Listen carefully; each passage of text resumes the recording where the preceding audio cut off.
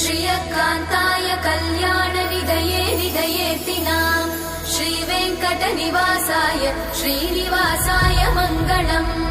लक्ष्मी सविभ्रमालोकसुभ्रूविभ्रमचक्षुषे चक्षुषे सर्वलोकानां वेङ्कटेशाय मङ्गलम्।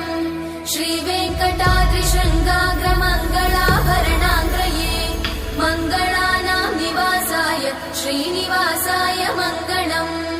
सर्वावयव सौन्दर्य सम्पदा सर्वचेतसां सदा सम्मोहनायास्तु वेङ्कटेशाय मङ्गलम्।